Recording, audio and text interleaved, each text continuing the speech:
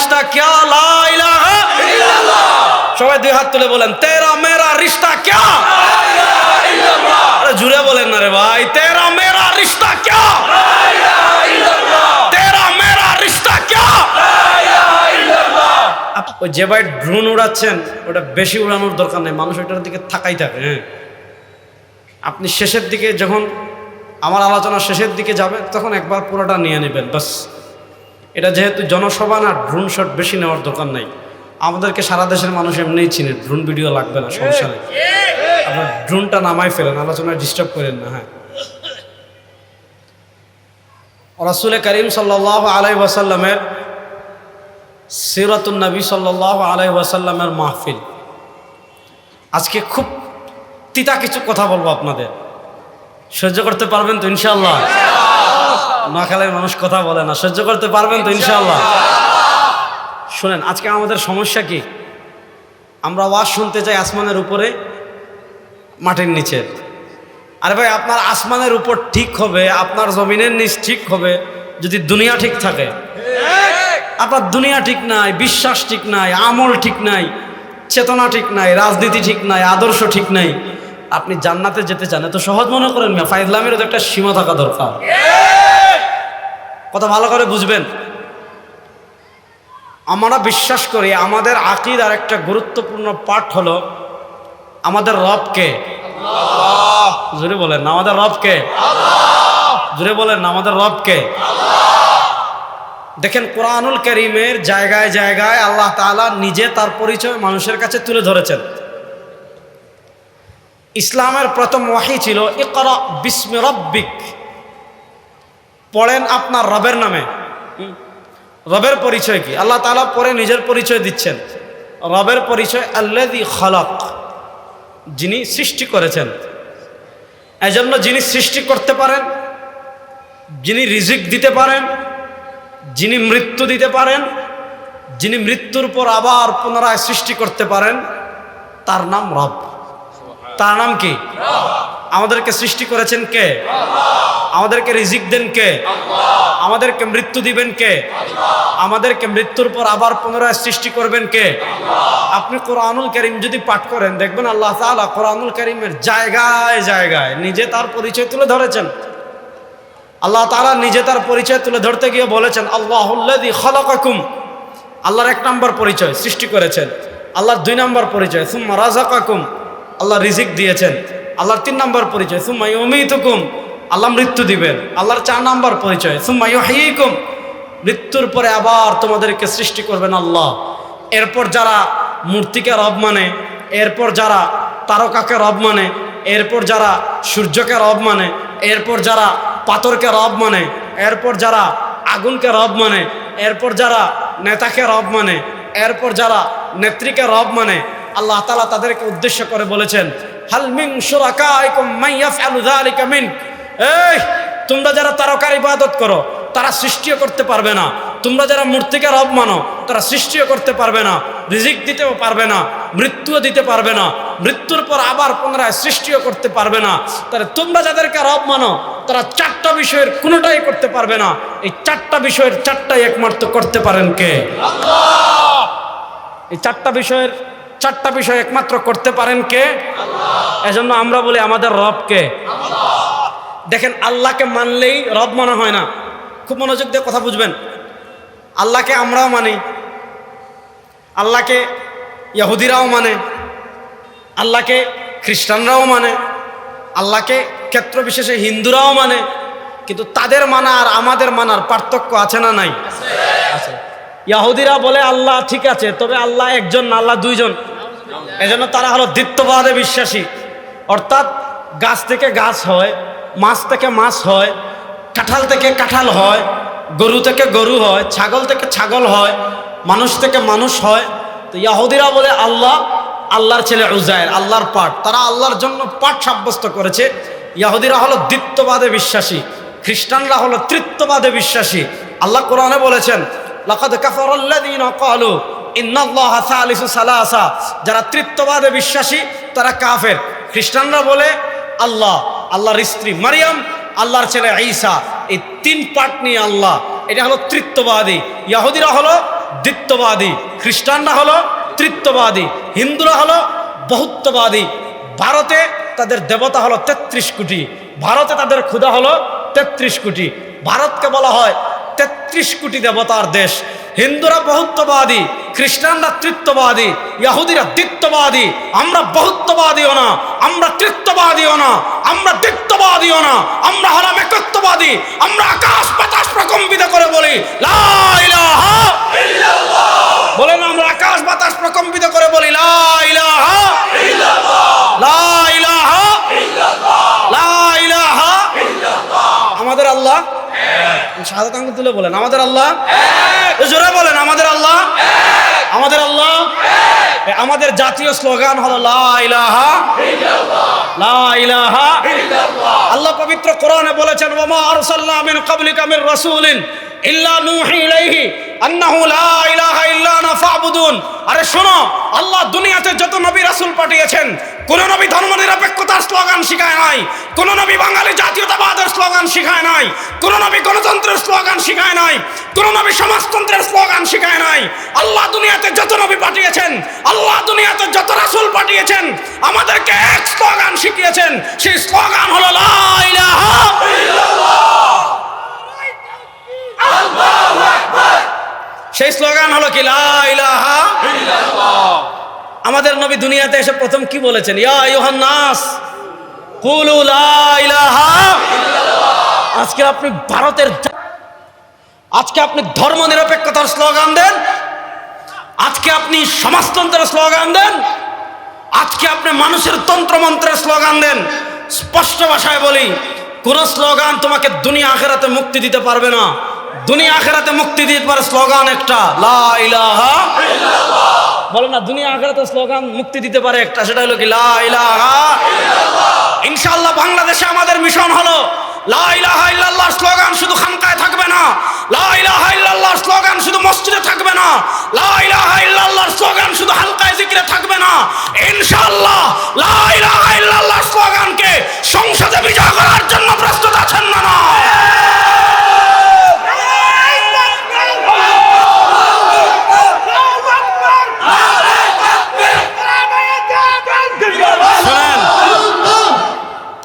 আমাদের নবী করিম সাল্লাল্লাহু আলাইহি ওয়াসাল্লাম মক্কা এসে কি বলেছিলেন? ইয়া আইয়ুহান নাস কুলু লা ইলাহা ইল্লাল্লাহ। তিনি কি নেতৃত্ব চাইছেন? না। ক্ষমতা চাইছেন? না। ভালো করে বুঝেন, নেতৃত্ব চেয়েছেন? না। ক্ষমতা চেয়েছেন? না। অর্থ চেয়েছেন? না। মন্ত্রিত্ব চেয়েছেন? না। তাহলে প্রশ্ন হলো, তিনি শুধু এতটুকু বললেন ইয়া আইয়ুহান নাস কুলু লা ইলাহা ইল্লাল্লাহ। ভাই মাইকটা বাজেন না। তাহলে প্রশ্ন হলো, পুরা আরবের মানুষ তার বিরুদ্ধে দাঁড়িয়ে গেল কেন? আবু জেহেল তখন রাষ্ট্র ক্ষমতায় ছিল, আবু জেহেল রাষ্ট্র ক্ষমতায় ছিল, উতবা রাষ্ট্র ক্ষমতায় ছিল, সাহেবা রাষ্ট্র ক্ষমতায় ছিল, মুগীরা রাষ্ট্র ক্ষমতায় ছিল, উমাইয়া। প্রশ্ন হলো, ছোট্ট একটা কথা বলেছেন, ভাই লা ইলাহা ইল্লাল্লাহটা পড়, ভাই তোর কাছে নেতৃত্বও চাই না, ক্ষমতাও চাই না, অর্থও চাই না।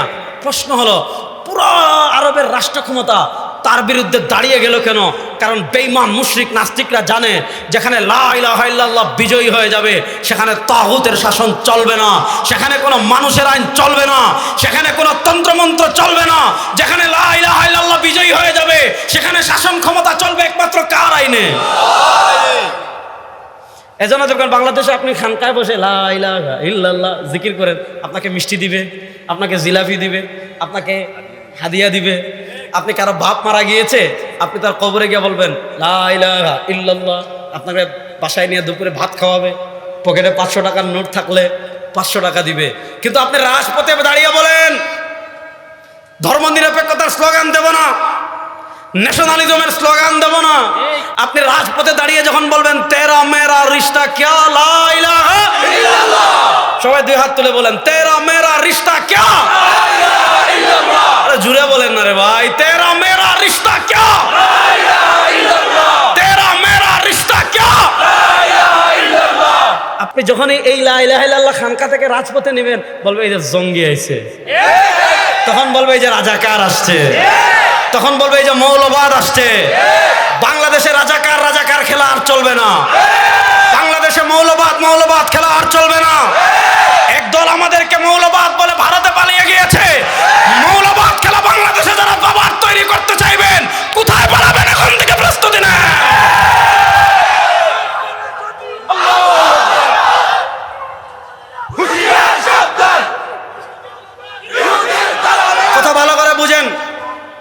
আমাদের নবী করিম সাল্লাল্লাহু আলাইহি ওয়াসাল্লাম দুনিয়াতে এসে প্রথম যে শিক্ষা দিয়েছেন সেটা হলো কি লা ইলাহা ইল্লাল্লাহ। বলেন না লা ইলাহা ইল্লাল্লাহ। আমাদের রব একমাত্র আল্লাহ।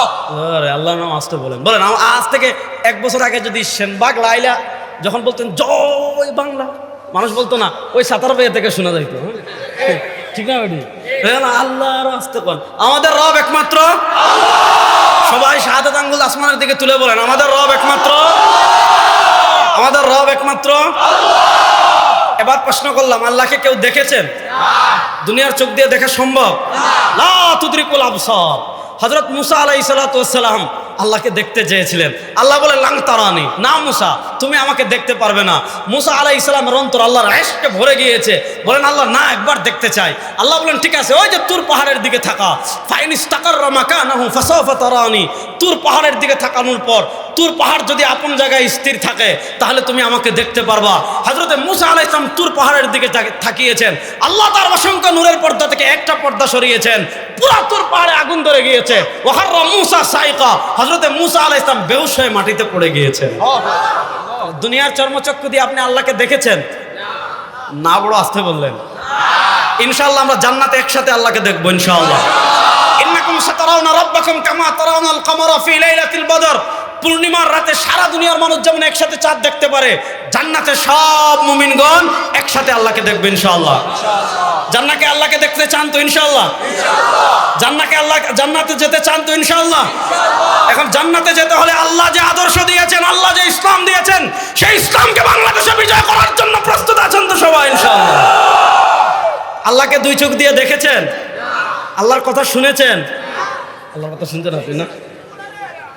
আল্লাহকে দেখেছেন? আল্লাহর কথা শুনেছেন? আল্লাহ আপনার পক্ষ থেকে জিবরাইল আসার কোনো সম্ভাবনা আছে? তাহলে প্রশ্ন হলো, আমি আল্লাহকে রব মানলাম, আমি আল্লাহকে রব মানার পর খাবারের ক্ষেত্রে আমার রবের হুকুম আমি মানতে চাই, পোশাকের ক্ষেত্রে আমার রবের হুকুম আমি মানতে চাই, হাঁটার ক্ষেত্রে আমার রবের হুকুম আমি মানতে চাই, রাজনীতির ক্ষেত্রে আমার রবের হুকুম আমি মানতে চাই, রাষ্ট্র পরিচালনার ক্ষেত্রে আমার রবের হুকুম আমি মানতে চাই, বিচার ব্যবস্থার ক্ষেত্রে আমার রবের হুকুম আমি মানতে চাই, সংবিধান লেখার ক্ষেত্রে আমার রবের হুকুম আমি মানতে চাই, সংসদ পরিচালনার ক্ষেত্রে আমার রবের হুকুম আমি মানতে চাই। প্রশ্ন হলো, আমার আল্লাহ তো খাবার খান না, আমার আল্লাহ তো পোশাক পরিধান করেন না, কারণ তিনি তো দেহ অঙ্গ প্রত্যঙ্গ থেকে পবিত্র। আমার আল্লাহ তো আমাদের মতো রাজনীতিও করেন না। তাহলে প্রশ্ন হলো, জীবনের সব ক্ষেত্রে আমি আল্লাহর আনুগত্য কেমনে করব? আপনি জীবনের সব ক্ষেত্রে আল্লাহর আনুগত্য কেমনে করবেন? আল্লাহর কোরআনকে জিজ্ঞাসা করেন। আল্লাহর কোরআন বলবে মাইয়ুতির রাসূল ফাকাত আতা আল্লাহ। আল্লাহর কোরআন বলবে আতিউ আল্লাহ ওয়া আতিউর রাসূল। আল্লাহর কোরআন বলবে ফালা ওয়া রাব্বিকা লা ইউমিনুনা হাত্তা ইউহাক্কিমুকা ফীমা শাজারা বাইনাহুম সুম্মা লা ইয়াজিদু ফি আনফুসিহিম হারাজাম মিম্মা কাযাইতা ওয়া ইউসাল্লিমু তাসলিমা। খাবারের ক্ষেত্রে আল্লাহর আনুগত্য করতে চাও, দেখো তোমার খাবার মুস্তাফার খাবারের সাথে মিলে কিনা। পোশাকের ক্ষেত্রে তুমি আল্লাহর আনুগত্য করতে চাও, দেখো তোমার পোশাক মুস্তাফার পোশাকের সাথে মিলে কিনা। রাজনীতির ক্ষেত্রে তুমি আল্লাহর আনুগত্য করতে চাও, দেখো তোমার রাজনীতি মুস্তাফার রাজনীতির সাথে মিলে কিনা। রাষ্ট্র পরিচালনার ক্ষেত্রে তুমি আল্লাহর আনুগত্য করতে চাও, দেখো তোমার রাষ্ট্র পরিচালনা মুস্তাফার রাষ্ট্র পরিচালনার সাথে মিলে কিনা। মাইয়ুতির রাসূল ফাকাত আতা আল্লাহ। যারা জীবনের সব ক্ষেত্রে রাসূল করিম সাল্লাল্লাহু আলাইহি ওয়াসাল্লামের আনুগত্য করবে, রাসূল করিম সাল্লাল্লাহু আলাইহি ওয়াসাল্লামের আনুগত্য করার অর্থ কার আনুগত্য করা? আল্লাহ। বলে না, রাসূলুল্লাহ সাল্লাল্লাহু আলাইহি ওয়াসাল্লামের আনুগত্য করার অর্থ কার আনুগত্য করা? আল্লাহ। লাকাদ কানা লাকুম ফি রাসূলিল্লাহি উসওয়াতুন হাসানাহ। আল্লাহর কোরআন বলে লাকাদ কানা লাকুম ফি রাসূলিল্লাহি উসওয়াতুন হাসানাহ। আল্লাহর কোরআন বলে লাকাদ কানা লাকুম ফি রাসূলিল্লাহি উসওয়াতুন হাসানাহ। আমাদের জন্য জীবনের সব ক্ষেত্রে আদর্শ হলেন আমাদের রাসূল। বলেন, আমাদের জন্য জীবনের সব ক্ষেত্রে আদর্শ কে? আমাদের রাসূল। আমি খাবো কেমনে? আদর্শ কে? রাসূল। বলেন, আরে বলেন, আমি খাবো কেমনে? আদর্শ কে? রাসূল। আমি ঘুমাবো কেমনে? আদর্শ কে? রাসূল। আমি বিয়ে শাদী কিভাবে করব? আদর্শ কে? রাসূল। আমি ত্যায্য সম্পত্তি বন্টন করব কিভাবে? আদর্শ কে? রাসূল। আমি ব্যবসা করব কিভাবে? আদর্শ কে? রাসূল। আমি সমাজ চালাবো কিভাবে? আদর্শ কে? রাসূল। আমি রাজনীতি করব কিভাবে? আদর্শ কে? রাসূল। হুজুরে বলেন, আমি রাজনীতি করব কিভাবে? আদর্শ কে? রাসূল। আমি রাষ্ট্র চালাবো কিভাবে? আদর্শ কে? রাসূল। আমি সংবিধান লিখবো কিভাবে? আদর্শ কে? রাসূল। আমি বিচার করব কিভাবে? আদর্শ কে? রাসূল। জীবনের সব ক্ষেত্রে আমাদের জন্য আদর্শ কে? রাসূল। আজকে দেখেন পৃথিবীর বাস্তবতা আমি আপনাদেরকে বুঝাই। পৃথিবীতে এখন মুসলমানদের 57টা কান্ট্রি আছে, 57টা রাষ্ট্র আছে। আলহামদুলিল্লাহ বলেন। এই 57টা কান্ট্রির ভিতর এমন রাষ্ট্র আছে যাদের এটম বোম আছে, পারমাণবিক অস্ত্র আছে। যেমন পাকিস্তানের পারমাণবিক অস্ত্র আছে। পৃথিবীর যত রাষ্ট্র আছে সব রাষ্ট্রই সামরিক দিক থেকে শক্তিশালী হতে চায়, ইল্লা বাংলাদেশ। ঠিক না? আমরা বলি কি আমাদের কি আছে? মোমবাতি আছে। ঠিক না? দেখবেন অন্য কোনো রাষ্ট্রে হামলা হলে মানুষ প্রস্তুতি নিয়ে তার দেশ রক্ষা করবে, আর আমাদের বাংলাদেশের যেগুলা খান্নাস আছে এগুলা মোটামুটি কিছু হইলে স্বাভাবিক মোমবাতি জ্বালা। আমি বলি আমাদের একটা চেতনা আছে, 71-এর চেতনা, এটা বিক্রি করি। আর রবীন্দ্রনাথের আমার সোনার বাংলা একটা সঙ্গীত আছে, এটা শাহবাগে মোমবাতি জ্বালাইয়া বলি, শুনেন এই রবীন্দ্রনাথ ছিল ব্রিটিশের দালাল। বলেন রবীন্দ্রনাথ ছিল ব্রিটিশের, আর আমাদের জাতীয় কবি ছিলেন কাজী নজরুল ইসলাম। রবীন্দ্রনাথ যখন ব্রিটিশের দালালি করেছিল, আমাদের জাতীয় কবি কবিতা লিখেছিলেন, শালা দেশ ছাড়বি কিনা বল, না হয় কিলের চুড়ে হার করিব জল। কিছুদিন আগে ডাকশুনি আমাদের দেশে অনেক আলোচনা হয় নাই, যখন নবাব সলিমুল্লাহর ওয়াককৃত জমিনে ঢাকা বিশ্ববিদ্যালয়ে গঠনের সিদ্ধান্ত হয়েছিল, মুসলমানের ছেলেরা শিক্ষা অর্জন করে এগিয়ে যাবে, মুসলমানের ছেলে শিক্ষা অর্জন করে জ্ঞান বিজ্ঞানে এগিয়ে যাবে। রবীন্দ্রনাথ ঠাকুর এটা চায় নাই, এজন্য ঢাকা ভার্সিটি ঢাকায় না হয় যেন কলকাতায় হয়, এটার জন্য রবীন্দ্রনাথ আন্দোলন করেছে। যে রবীন্দ্রনাথ বাংলাদেশের অস্তিত্বই স্বীকার করতো না, যেই রবীন্দ্রনাথ ঢাকা ভার্সিটির পক্ষে ছিল না, তার লেখা আমার সোনার বাংলা ওটা নাস্তিক মুরতাদ শাহবাগী রামবামদের জাতীয় সঙ্গীত হতে পারে, আমরা মানি না, মান কখনো মানি না। কথা ভালো করে বুঝেন, পৃথিবীতে মুসলমানদের রাষ্ট্র আছে কয়টা? জোরে বলে না, মুসলমানদের রাষ্ট্র কয়টা? মুসলমানদের মিসাইল আছে, ব্যালিস্টিক মিসাইল আছে, ক্ষেপণাস্ত্র আছে, ড্রোন আছে, 57 জন রাষ্ট্রপতি আছে, 57 জন সেনাবাহিনী আছে, 57 জন সেনাপ্রধান আছে, 57টা সেনাবাহিনী আছে। প্রশ্ন হলো, এত লক্ষ বর্গ মাইল মুসলমানদের আয়তন থাকতে, মুসলমানদের এত সেনা থাকতে, মুসলমানদের এতজন রাষ্ট্রপতি থাকতে, মুসলমানদের এতটা সেনাপ্রধান থাকতে, আজকে পৃথিবীতে প্রান্তে প্রান্তে কেন রক্ত দেখি? আজকে